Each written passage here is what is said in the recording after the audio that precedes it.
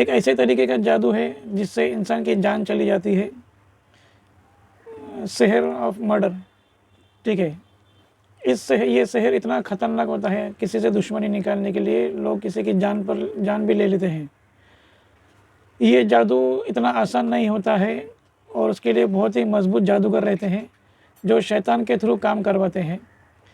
یہ ایسا ہوتا ہے کہ اس کی ایک مدت ہوتی ہے، اس کا ایک ٹائم لیمٹ ہوتا ہے، اس کے اندر یہ جادوگر کام کرتے ہیں۔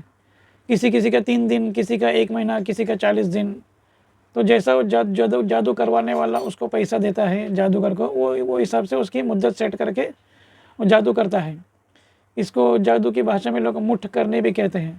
ایک عجیب سی بڑا لیمبو رہتا ہے، اس کے اندر کیا کیا خرافات ہیں، اور شیطانوں کو کیا کیا بلیاں چڑھاتے ہیں اور سب کرتے ہیں ان سے سامنے والے انسان کی جان لینے کے لیے۔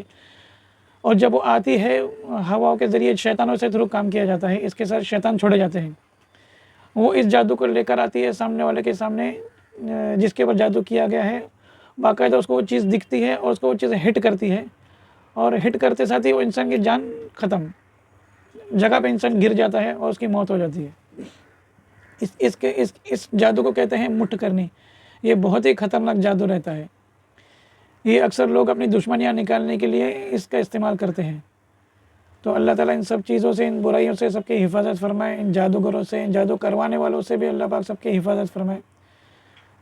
اور اس کے سمٹمز یہ ہے کہ اگر ارلی سٹیج پر اس کو بیمار ہونا شروع ہو جاتا ہے، اس کو اگر بار بار موت کے خیالات آنے لگتے ہیں، اور اس کی ساری اس کے اندر کی جو پرسنالٹی رہتی ہے وہ چینج ہونا شروع ہو جاتی ہے،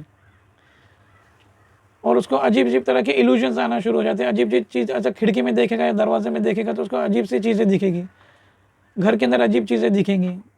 جب وہ جادو کر کے چھوڑا جاتا ہے اس کی مدت کے اوپر 3 دن یا 40 دن، تو اس کے ساتھ یہ چیز حرکتیں ہوتی رہتی ہیں، انکمفرٹیبل ہو جاتا ہے، اور اس کے دماغ میں ایسے عجیب موت کے خیالات آتے رہتے ہیں، برے سپنے آتے ہیں، ایسا سب ہونے لگتا ہے اس کے ساتھ میں۔ اور اس کا علاج صرف قرآن مجید ہے، اللہ کا کلام ہے، جس سے یہ جادو کٹتا ہے۔ اگر یہ ارلی سٹیج پر اگر معلوم پڑ جائے تو انشاءاللہ اس کا علاج ضرور ہوگا، اور انسان کی جان بچ جائے گی۔ بے شک زندگی اور موت اللہ کے ہاتھ میں ہے۔ اللہ تعالیٰ جسے موت دینا چاہے تو اس سے کوئی بچا نہیں سکتا، اور اللہ تعالیٰ جس کو بچانا چاہے اسے کوئی موت دے نہیں سکتا۔ بس بہانہ یہ ہو جاتا ہے کہ جادو سے موت ہو گئی، لیکن جو جادو کرتا ہے اور کرواتا ہے اس کو اس کی سزا ضرور ملے گی، اور وہ جہنم میں ہمیشہ کے لیے جلیں گے۔ دونوں کافر ہو جاتے ہیں، کفر کرتے ہیں۔ جادو کا سیکھنا اور سکھانا دونوں کفر ہے، اور ان کا نکاح بھی ختم ہو جاتا ہے، اور آخرت میں ان کے لیے خلاق ہے۔ اللہ تعالیٰ قرآن میں فرماتے ہیں آخرت میں اس کے لیے خلاق ہے، سورۃ البقرہ آیت نمبر 102 کے اندر۔